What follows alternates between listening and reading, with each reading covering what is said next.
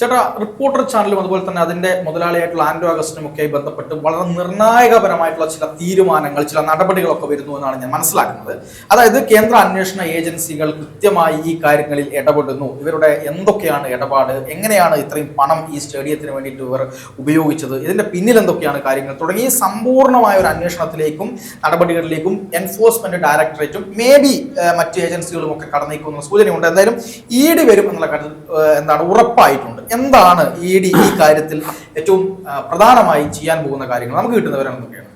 നമുക്ക് കിട്ടുന്ന വിവരം അനുസരിച്ച് പാർത്ത ഇതിനകത്ത് വളരെ നിർണായകമായിട്ടുള്ള ഇടപെടൽ തന്നെ ED നടത്തുന്നു എന്നാണ് നമുക്ക് മനസ്സിലാക്കാൻ വേണ്ടി സാധിക്കുന്നത്. പ്രാഥമികമായിട്ടുള്ള ഇതിനുള്ള നടപടിക്രമങ്ങൾ ED ആരംഭിച്ചു കഴിഞ്ഞു. EDയുടെ ഡൽഹി യൂണിറ്റ് തന്നെ നേരിട്ട് ഈ വിഷയത്തിൽ ഇടപെടുന്നതാണ് ഞാൻ മനസ്സിലാക്കുന്നത്. കാരണം കൊച്ചി യൂണിറ്റോ അല്ലെങ്കിൽ ട്രിവാൻഡ്രം യൂണിറ്റോ ഒക്കെ ഏതെങ്കിലും തരത്തിലുള്ള ഇടപെടലുകൾ നടത്തുന്നതിനൊക്കെ അല്ലെങ്കിൽ ഒരു ബാഹ്യശക്തിയുടെ ഇടപെടലിനൊക്കെ സാധ്യതയുള്ളത് കൊണ്ട് തന്നെ ഡൽഹി യൂണിറ്റ് തന്നെ നേരിട്ട് ഇതുമായി ബന്ധപ്പെട്ടുള്ള ഡാറ്റകൾ ശേഖരിക്കുന്നു എന്നാണ് മനസ്സിലാക്കുന്നത്. മാത്രമല്ല ഈ റിപ്പോർട്ടർ TVയുടെ ഇപ്പോഴത്തെ ആ കമ്പനി നേരത്തെ ഉണ്ടായ Indo Asian broadcasting limited Nikesh Kumar. അപ്പം ഈ കമ്പനിയുമായിട്ട് ഉണ്ടായിട്ടുള്ള രേഖകൾ, ഈ കമ്പനിയുമായി ഉണ്ടായിട്ടുള്ള പണമിടപാടുകൾ ഇതിനെക്കുറിച്ച് അന്വേഷിക്കുന്നുണ്ട്. മാത്രമല്ല ഇതുമായി ബന്ധപ്പെട്ട് ഗോകുലം ഗോപാലനും ഒപ്പം തന്നെ ഈ പറയുന്ന ആൻഡ്രോ അഗസ്റ്റിനും തമ്മിലുള്ള ഇടപാടുകൾ നടന്നിട്ടുണ്ട്. ഇപ്പോൾ ലഭിക്കുന്ന വിവരം ശരിയാണെങ്കിൽ 100 കോടി രൂപയുടെ ഇടപാട് ഗോകുലം ഗോപാലൻ ഈ പറയുന്ന ആൻഡ്രോ അഗസ്റ്റിനുമായി ബന്ധപ്പെട്ട് നടന്നിട്ടുണ്ട്. അത് അങ്ങനെ അത്തരത്തിൽ നടന്നിട്ടുണ്ടെന്നാണ് നമുക്ക് ലഭ്യമാകുന്ന വിവരം. അതിൻ്റെ ശരിയാണോ തെറ്റോ എന്ന് അറിയത്തില്ല. ആ വിവരത്തെക്കുറിച്ച് എന്തായാലും ED അന്വേഷണം ആരംഭിച്ചിട്ടുണ്ട്. അതായത് മെസ്സിനെ കൊണ്ടുവരിക എന്ന് പറയുന്ന പ്രൊജക്റ്റിനെ മുൻനിർത്തിയാണ് ഗോകുലം ഗോപാലിൻ്റെ അടുത്തുനിന്ന് 100 കോടി രൂപ ആൻഡ്രോ അഗസ്റ്റിൻ മേടിച്ചതെന്നാണ് നമുക്ക് ലഭ്യമാകുന്ന വിവരം. അപ്പം ഈ ആൻഡ്രോ അഗസ്റ്റിനെ ഈ മെസ്സിനെ കൊണ്ടുവരുന്ന പ്രൊജക്റ്റ് ഇപ്പോൾ ഏകദേശം ഫ്ലോപ്പായി നിലയ്ക്കുന്ന ഒരു സാഹചര്യത്തിലേക്ക് പോകുമ്പോൾ ഗോകുലം ഗോപാലനുമായി ബന്ധപ്പെട്ടുള്ള ഇടങ്ങൾ ഈ പണം തിരിച്ചു കൊടുക്കണം എന്ന നിലയിലേക്കുള്ള സമ്മർദ്ദം ശക്തമാക്കിയിട്ടുണ്ട്. സ്വാഭാവികമായിട്ടും സമ്മർദ്ദം ശക്തമാക്കിയിട്ടുണ്ട്. അപ്പം ഈ സ്റ്റേഡിയം പുതുക്കി പണിയുന്നതിന് വേണ്ടിയുള്ള 70 കോടി രൂപ ഈ അർജന്റീനയ്ക്ക് കൊടുത്തു എന്ന് പറയുന്ന 130 കോടി രൂപ, അങ്ങനെ 200 കോടി രൂപ. അതിൻ്റെ അകത്ത് 100 കോടി രൂപ അർജന്റീനയ്ക്ക് കൊടുത്തോ ഇല്ല കാര്യത്തിൽ ഇപ്പോഴും നമുക്ക് ഒരു ഉറപ്പില്ല. ഇന്റേണലായിട്ട് റിപ്പോർട്ടർ ചാനലിൽ നിന്ന് നമുക്ക് ഇന്റേണലായിട്ട് മനസ്സിലാക്കാൻ സാധിക്കുന്ന അവരെല്ലാം പറഞ്ഞു ധരിപ്പിച്ചേക്കുന്നത് ഈ 130 കോടി രൂപ കൊടുത്തു എന്നാണ്. അങ്ങനെ കൊടുത്തെങ്കിൽ 130 + 70 അടക്കം 200 കോടി രൂപേൻ്റെ ഒരു ചെലവ്. ഇപ്പം ഈ പണം എവിടെ നിന്നാണ്, ഇത് ഏത് തരത്തിലാണ് ഈ ഗോകുലം ഗ്രൂപ്പ് കൊടുത്തിട്ടുള്ളത്, ഇത് സംബന്ധിച്ചുള്ള പ്രധാനമായിട്ടുള്ള നിരീക്ഷണങ്ങൾ നടത്തുന്നുണ്ട് എന്നാണ് മനസ്സിലാക്കുന്നത്.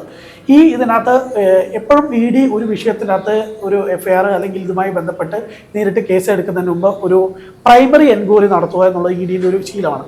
അപ്പോൾ പ്രൈമറി എൻക്വയറി നടത്തിയിട്ട് റിപ്പോർട്ട് അനുസരിച്ച് മാത്രമാണ് ED ഒരു ഡീറ്റെയിൽ എൻക്വയറിയിലേക്ക് പോവുകയുള്ളൂ. അല്ലാതെ പെട്ടെന്ന് ഒരു ദിവസം ചാടി കയറി വന്ന് പരിപാടി നടത്തുന്ന രീതി EDക്കില്ല.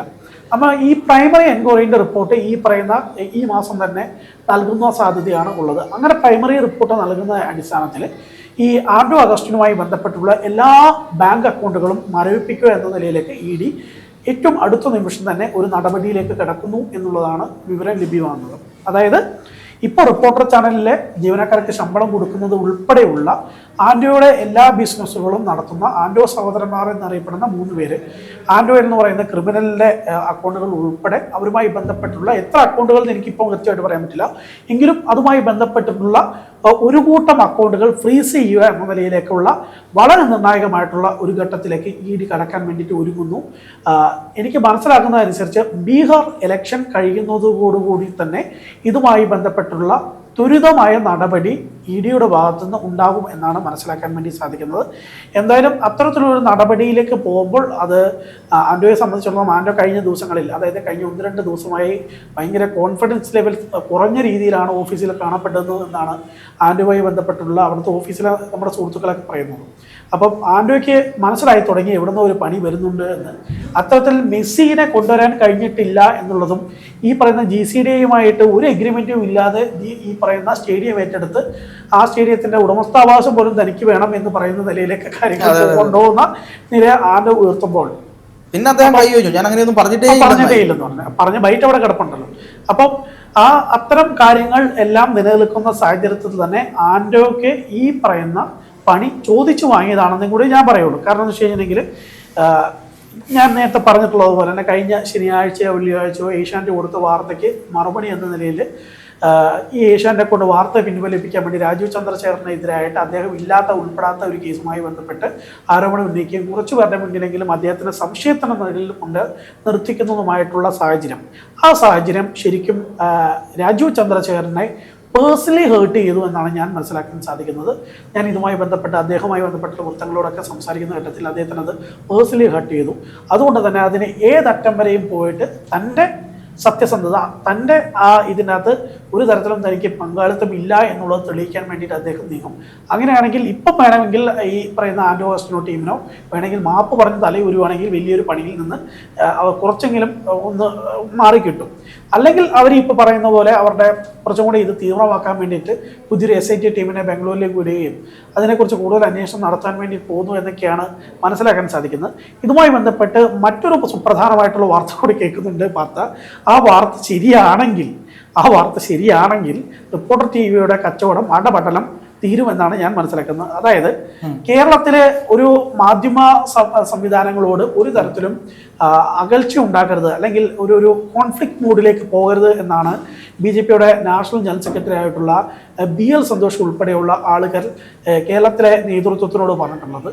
ഈ പലപ്പോഴും റിപ്പോർട്ടർ TV ഈ അതിര് കടന്ന് ചില അഭിപ്രായങ്ങൾ നടത്തുന്ന സമയത്തും കഴിഞ്ഞ ലോക്സഭാ ഇലക്ഷന്റെ സമയത്ത് ശോഭാ സുരേന്ദ്രനെ ഒരു ആവശ്യമില്ലാണ്ട് ചൊറിഞ്ഞ ഘട്ടത്തിലും ശോഭാ സുരേന്ദ്രൻ ഉൾപ്പെടെയുള്ള ആൾക്കാർ ഇതിനൊരു നടപടി വേണമെന്നുള്ള ആവശ്യം ഉന്നയിച്ച ഘട്ടത്തിലെല്ലാം തന്നെ ഈ പറയുന്ന BL സന്തോഷ് ഉൾപ്പെടെയുള്ള ദേശീയ നേതൃത്വമാണ് ഇതിനെതിരെ അത്തരത്തിലൊരു കോൺഫ്ലിക്റ്റ് കേരളത്തിൽ കൊണ്ടുവരുന്നത് ശരിയല്ല, മീഡിയ BJP കോൺഫ്ലിക്റ്റ് വന്നാൽ അത് നെഗറ്റീവായി ബാധിക്കും എന്ന രീതിയിലേക്കുള്ള ഒരു സന്ദേശം മുന്നോട്ട് വെച്ചത്.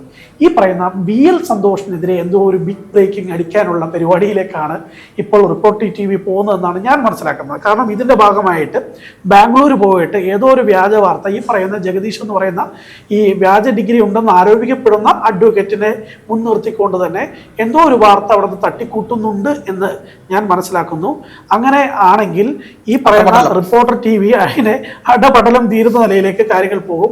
അന്ന് BL സന്തോഷ് പറഞ്ഞ, അതായത് ശോഭാ സുരേന്ദ്രൻ ഉൾപ്പെടെയുള്ളവരെ ഈ റിപ്പോർട്ടർ TV നിലയ്ക്ക് നിർത്തണമെന്ന് ആവശ്യപ്പെടുകയും അവരുടെ ഈ നമ്മുടെ വാർത്താ വിതരണ മന്ത്രാലയം ഇതിനെതിരെ അവരുടെ ലൈസൻസ് സംബന്ധിച്ചുള്ള കാര്യങ്ങളിൽ നടപടിയെടുക്കണമെന്നും, കൃത്യമായ ലൈസൻസ് അല്ലല്ലോ ഉള്ളത്, നമ്മൾ നേരത്തെ ചർച്ച ചെയ്തിട്ടുപോലെ നികേഷ് കുമാറിന്റെ പേരിലുള്ള ലൈസൻസ്, ആ ലൈസൻസ് ഉൾപ്പെടെയുള്ള ഇന്തോനേഷ്യൻ ബ്രോഡ്കാസ്റ്റിംഗ് ലിമിറ്റഡ് എന്ന് പറയുന്ന കമ്പനിയെ മറ്റൊരു മദർ കമ്പനി ഉണ്ടാക്കിക്കൊണ്ട് ആ കമ്പനിയെ ഏറ്റെടുക്കുന്ന നിലയിലേക്കുള്ള ഒരു ചെപ്പടി വിദ്യ നടത്തിയിട്ടാണ് ഇവരിപ്പോൾ തട്ടിക്കൂട്ട് ലെവലിലാണ് കൊണ്ടുവന്നത്.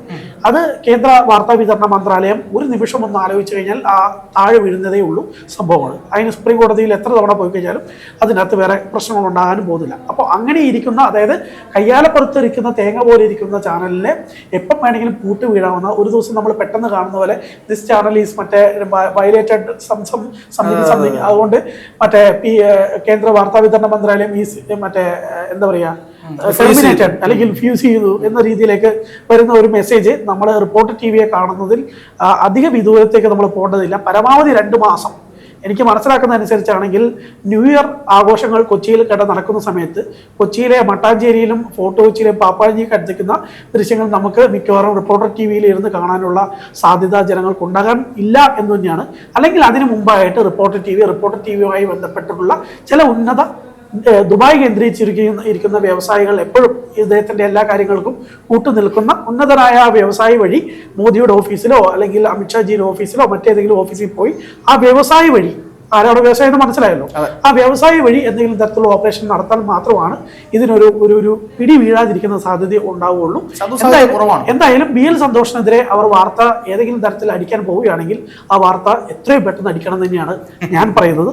അതോടുകൂടി ഇതിന്റെ ശല്യം തീർന്നു കിട്ടും.